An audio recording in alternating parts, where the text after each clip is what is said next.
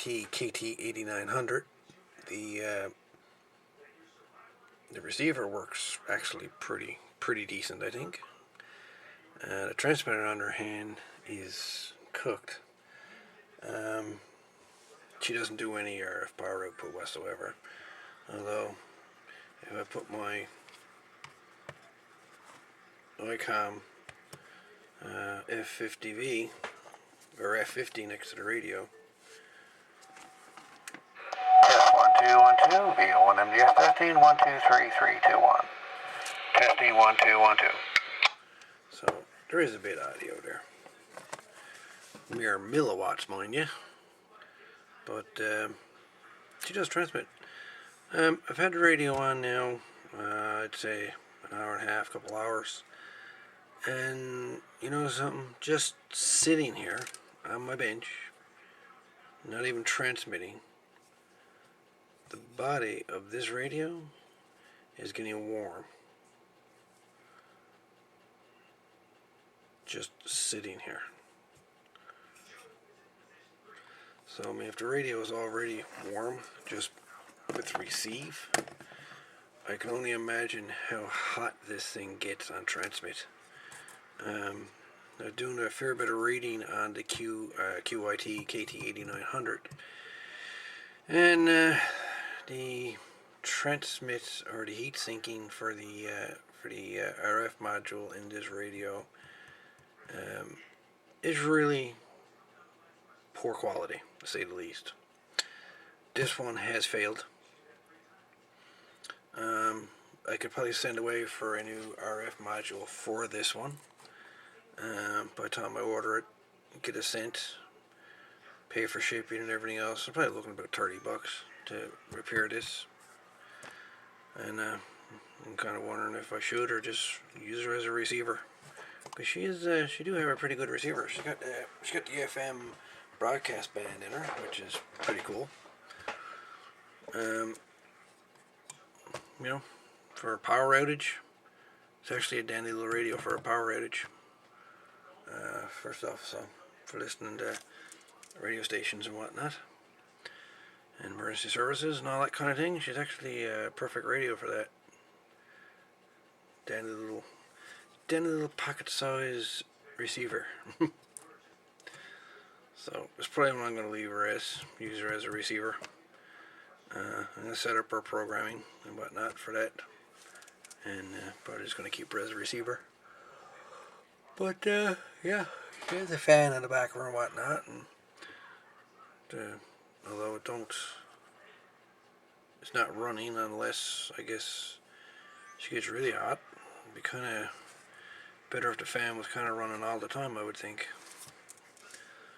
But that's it. So we got on the top here, we got function, call, monitor, power switch, on and off. Then we got VFO, memory, VFO A, VFO B, exit, or memory bank A, memory bank B, which is top or bottom.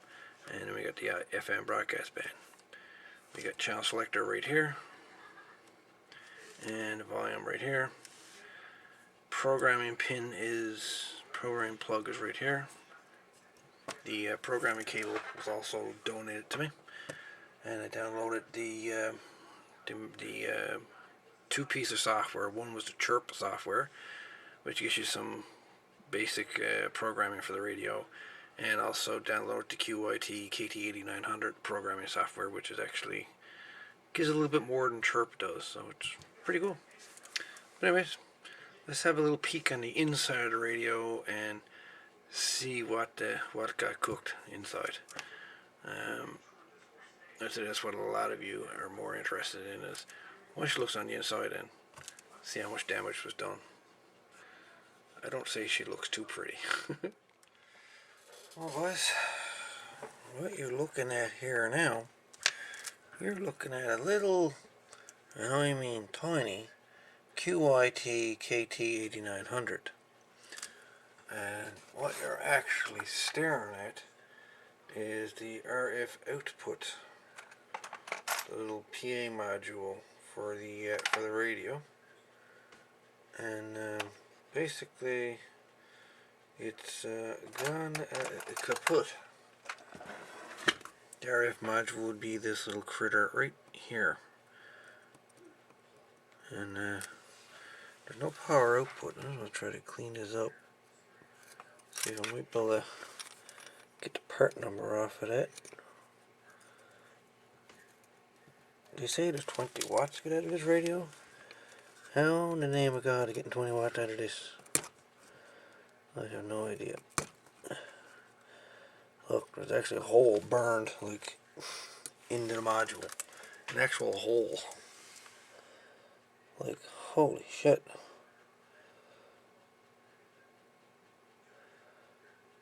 Wow. Yeah.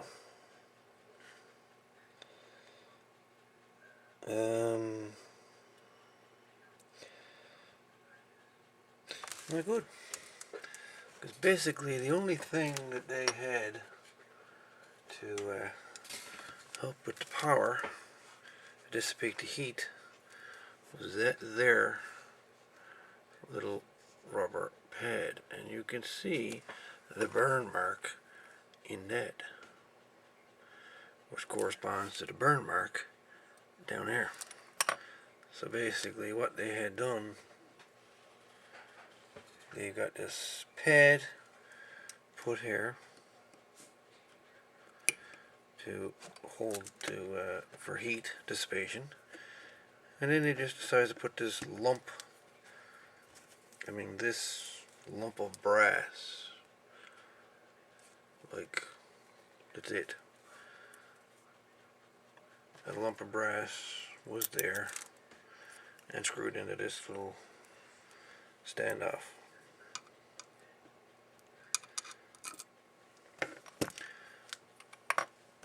And then screwed down.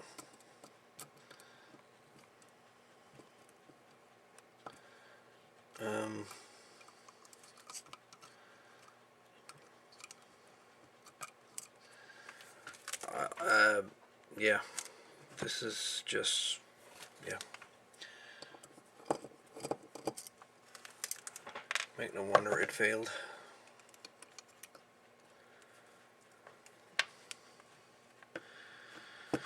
Holy Moses.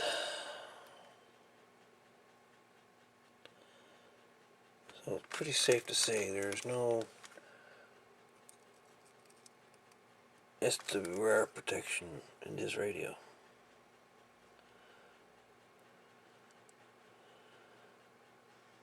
I've seen modules fail, but not to that degree. That's like, wow. Crazy.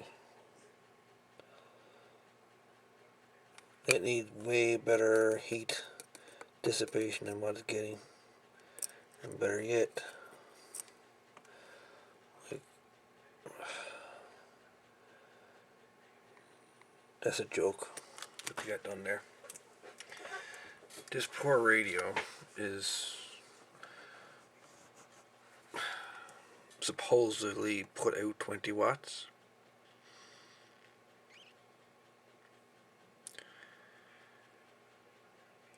How in the name of God is this poor radio supposed to put out 20 watts with a tiny little module like that?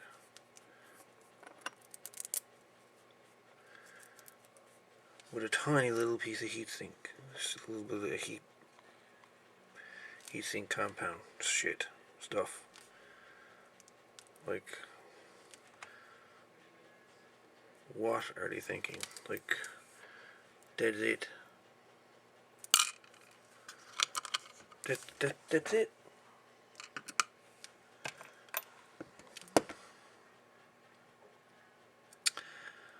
Wow. The module is easy enough to replace, but that's crazy. That is just insane.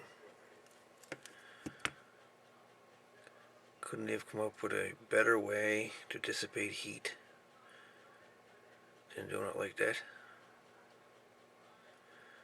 That just makes no sense.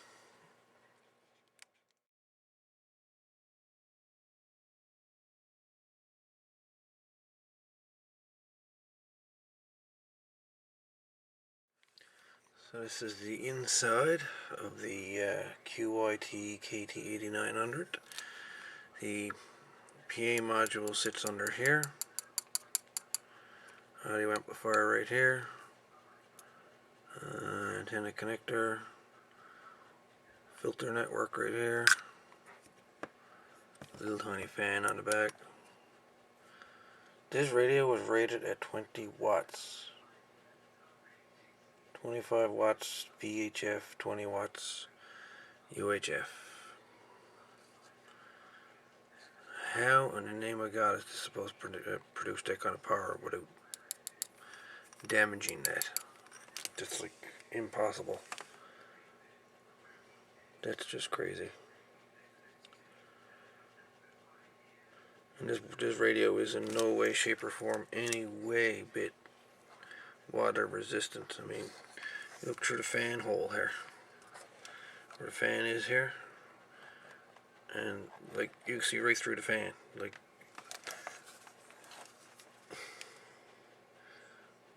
if water got in here, she's toast. Like gone instantly. So she's not waterproof, water resistant, liquid resistant, spill resistant at all in any way, shape, or form. Wow. Wicked, wicked, wicked, wicked. She got a jumper wire right there. I'm not sure what that's for. She got wire here. Another one right there. Ribbon cable here.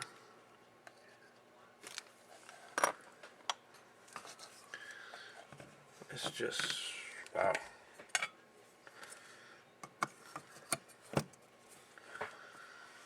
Let's put her back together.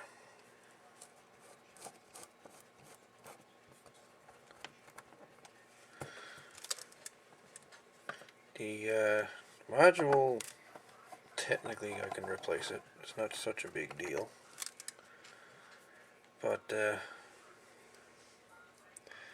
if anybody has these radios, I would highly suggest that you drop the power down to 5 watts. Because that little module is not, even though the radio can do it, the way she's set up for heat dissipation, she cannot handle, she can't do the 20 watts. There's just no way in hell she's going to do it without blowing herself to bits. So, that's just a little...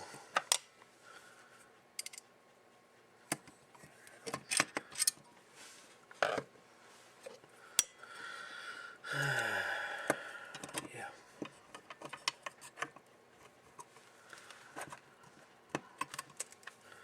Well, the radio is a tiny radio, I gotta give it that.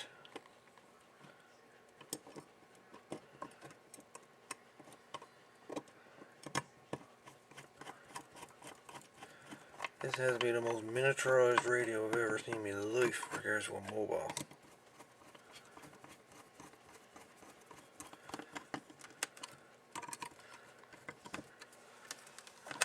And a mobile radio, like, that's just insanely small.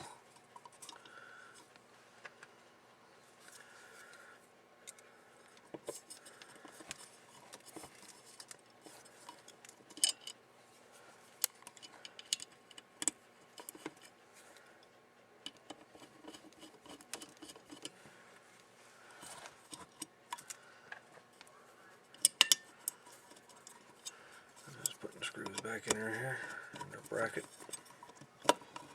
I'll take a closer look at her in a second.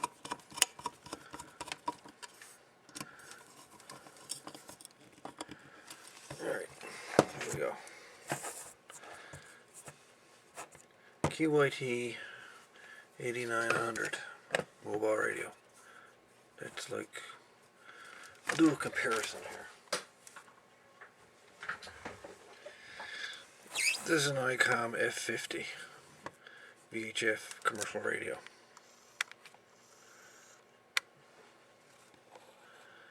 That's a comparison here, size comparison.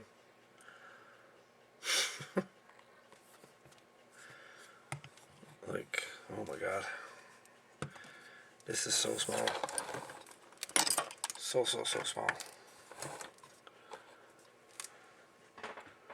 I've never seen a mobile radio so small for VHF, UHF bands. Let me get power hooked up here.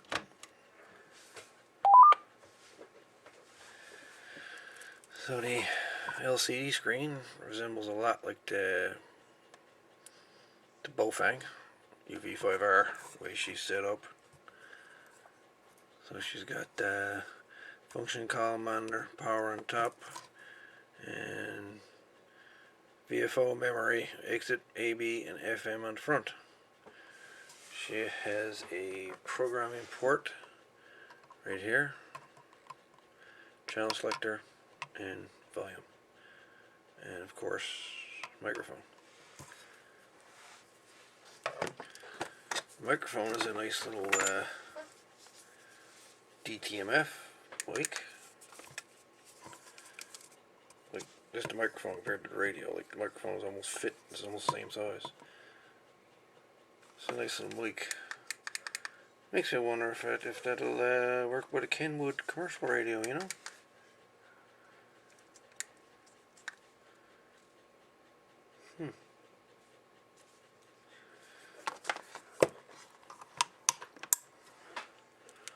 She plugs in.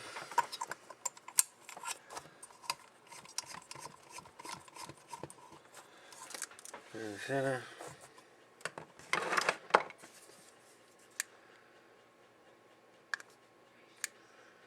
She says full power, but she's doing nothing. Roger that. And as far as your sound and your that goes, like you're set in the room next to me. Well, I can't help you, can you? No, not at all. Like, I mean, you're not overdriving, but you're not under either. Like, literally perfect audio. Yeah, I went into the radio and actually adjusted the gain and stuff like that. You can do a bit of a pain to do on you have to go into a service menu, but when I first got the radio, the drive was all the way down. I mean, it was I may as well have been yelling into the mic just to get it to modulate. But I got it brought up to 75%, and there's right at the perfect little crest there in the modulation index.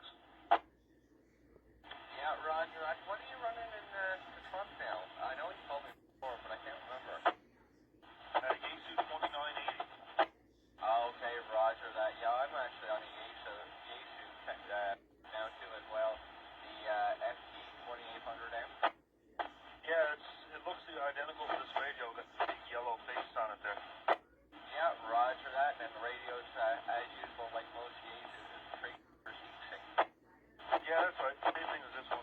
Only difference is mine got upgraded finals.